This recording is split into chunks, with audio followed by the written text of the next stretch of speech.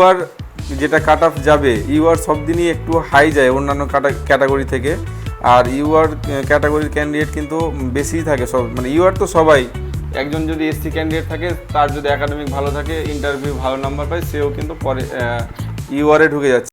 Welcome friends, staff nurse grade 2 application শুরু হয়ে গেছে। আর 1-2 দিন ভিডিও দিতে পারিনি কারণ বাইরে ছিলাম। Staff nurse grade 2 basic BSc নার্সিংদের যে কাট অফ মার্ক, সেটার জন্য অনেকেই ভিডিও চেয়েছিল। তো আজকে আমি ওদের ভিডিওটা মানে আমার অ্যানালাইজ করে ভ্যাকান্সি দেখে সেটা রেডি করেছি। প্রত্যেকটা ক্যাটাগরি ওয়াইজ আমি তাদের যে এক্সপেক্টেড কাট অফ সেটা বলবো। এর আগের ভিডিওতে ভালোই সবাই রেসপন্স করেছো, নেগেটিভ কমেন্ট পাইনি। অনেকজন অ্যাপ্রিসিয়েশন করেছে যে এরকমই কাট অফ যাওয়ার একটা চান্স আছে। তো আমি এই ক্ষেত্রেও বেসিক বিএসসি নার্সিং ক্যান্ডিডেটদের ক্ষেত্রেও চেষ্টা করেছি যে একটা মানে সঠিক ডেটা দিয়ে বিশ্লেষণ করে যেন আমি কাছাকাছি কাট অফটা বের করতে পারি, সেটাই দেওয়ার চেষ্টা করেছি। তোমরা ভিডিওটি দেখো আর নিজেদের মতো করে প্রিপারেশন নাও। আর যদি ভালো লাগে তো অবশ্যই কমেন্ট করো। দেখতেই পাচ্ছ এখানে আমি টোটাল যে বেসিক বিএসসি নার্সিং ক্যান্ডিডেটদের জন্য যে স্টাফ নার্স গ্রেড 2 পদের জন্য ভ্যাকান্সিটা রয়েছে সেটা মেনশন করে দিয়েছি। ইউআরদের জন্য 431টা সিট, ইডাব্লিউএসদের জন্য 103টা। ইডাব্লিউএসটা যারা এখনও জানো না অবশ্যই তারা জানো।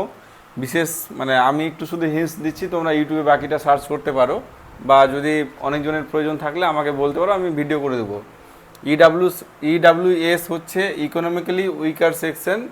এটা জেনারেল ক্যাটাগরির যারা আর্থিকভাবে পিছিয়ে পড়া বর্গ রয়েছে তাদের জন্য এটা করা।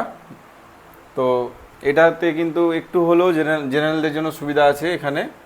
তারপরে এসসিদের জন্য আছে 883টা, এসটিদের জন্য 283টা,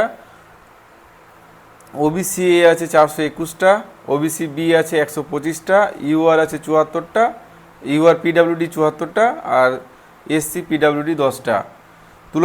তুলনামূলকভাবে দেখতে গেলে মানে এবার রিক্রুটমেন্ট প্রসেসে জিএনএমদের থেকে বেসিক বিএসসি নার্সিং ক্যান্ডিডেট ক্ষেত্রে একটু তুলনামূলকভাবে কম্পিটিশনটা কম আছে, কারণ তাদের ভ্যাকান্সিটা মোটামুটি আছে।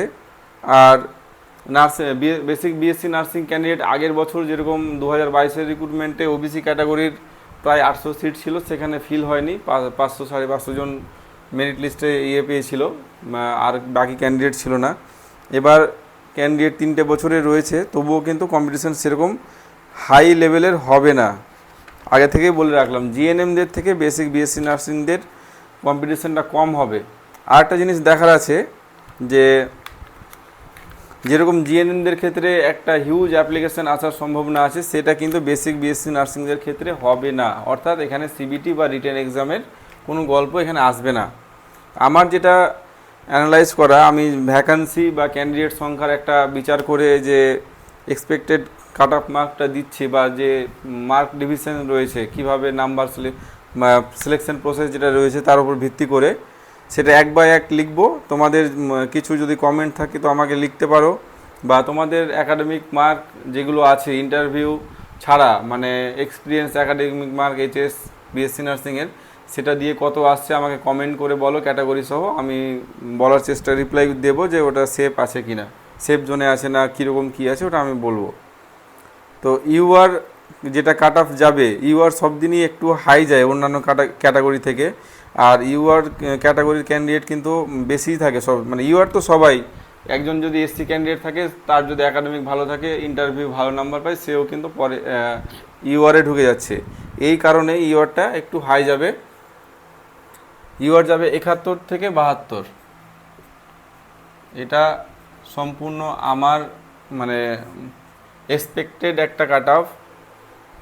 যদি মনে হয় এটা হবে না, তাহলে তোমাদের মতো অ্যানালাইজ করে আমাকে কমেন্টে বলতে পারো।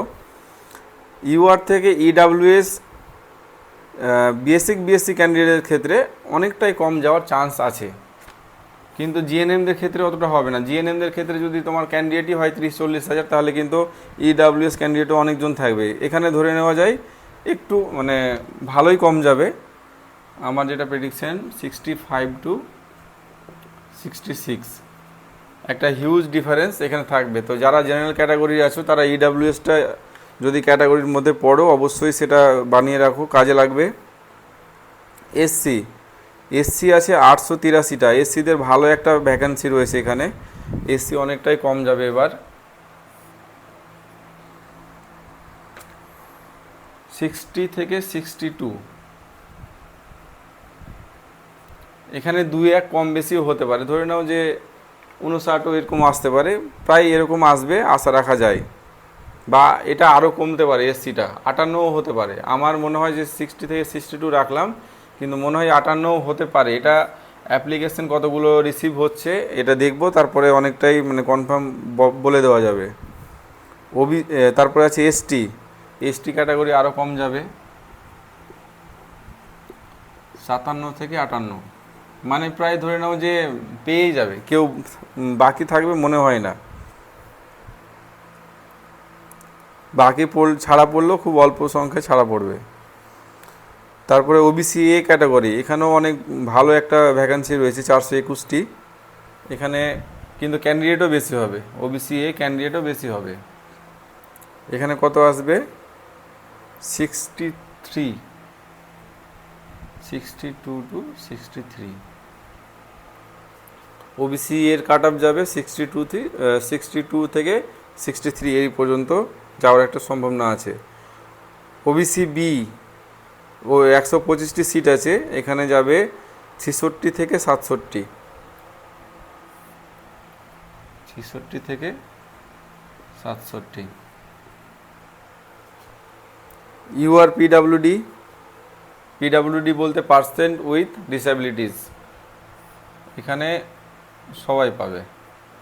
এসসি পিডাব্লিউডি, এখানেও সবাই পেয়ে যাবে, কারণ বাকিরা জেনারেল ইউআরে ঢুকবে, বাকিরা এসসি ক্যাটাগরি হয়তো বেশি সংখ্যায় থাকলে সেগুলো ইউআরে ঢুকবে, তারপরে এসসিতে সবাই পেয়ে যাবে, মোটামুটি সবাই পেয়ে যাবে।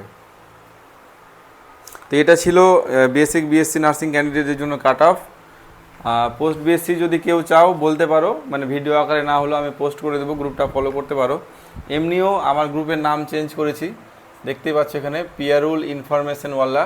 অ্যাকচুয়ালি ফিজিক্সওয়ালা আলাক পান্ডে স্যারের নাম থেকে ইন্সপায়ার হয়ে আমি আমার নাম দিয়ে এটা করেছি, পিয়ারুল ইনফরমেশনওয়ালা।